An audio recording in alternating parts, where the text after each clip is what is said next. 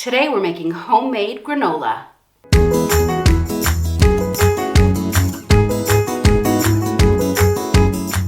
Hi everyone, welcome to Black Cat Kitchen. I hope you're doing well. Today we're making an easy homemade granola. This vegan, gluten-free recipe is perfect for breakfast, snacks, mixed into granola bars, or sprinkled on the top of a muffin. Let's get started.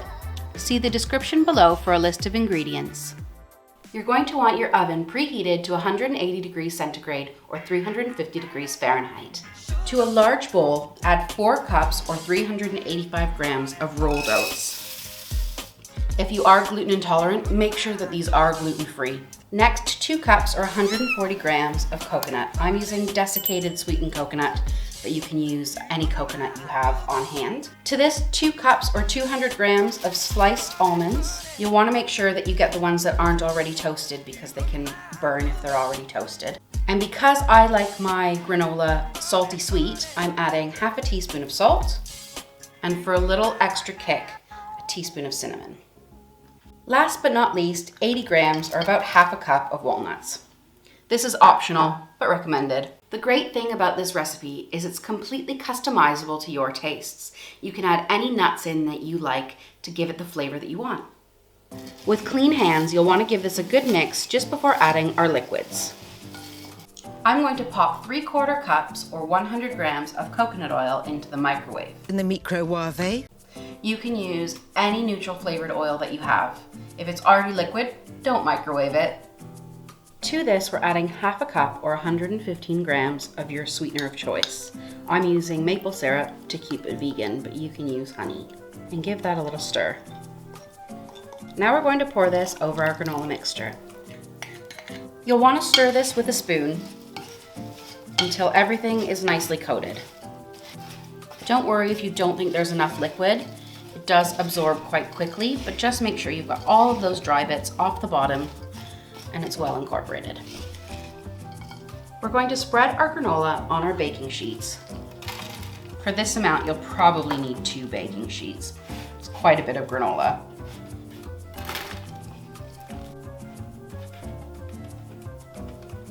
This will take about 45 minutes to an hour in the oven, but you'll want to pull it out every 15 minutes or so just to give it a little stir. This way, everything gets nicely toasted.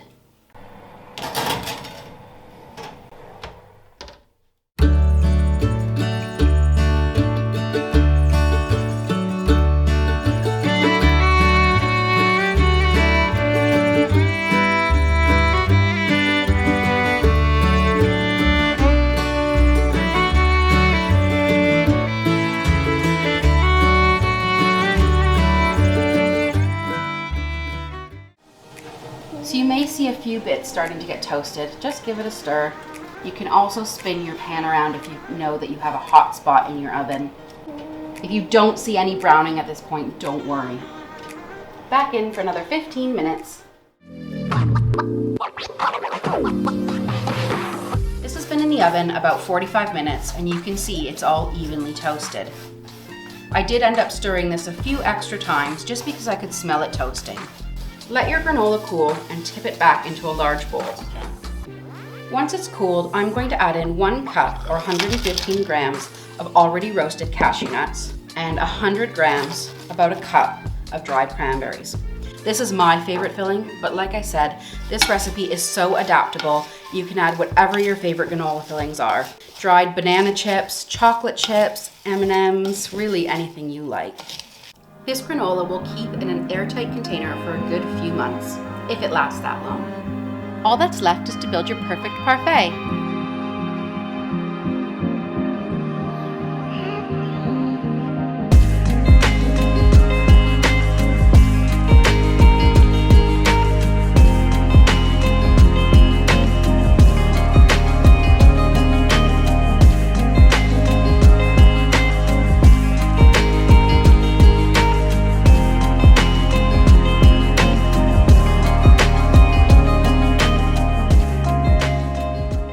Granola is beautifully lightly sweet with that little bit of spicy cinnamon in there. The coconut, you wouldn't know that there's coconut in there, but it gives it a beautiful texture. And the oats, what can I say? Oats are delicious.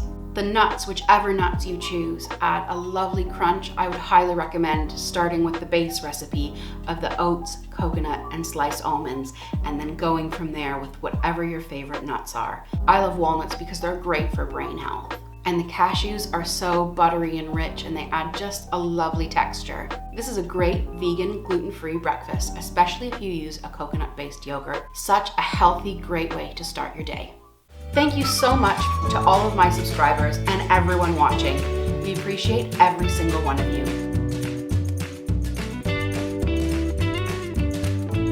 Make sure to like, subscribe if you haven't already, and let me know down in the comments what kind of fillings you'd put in your granola.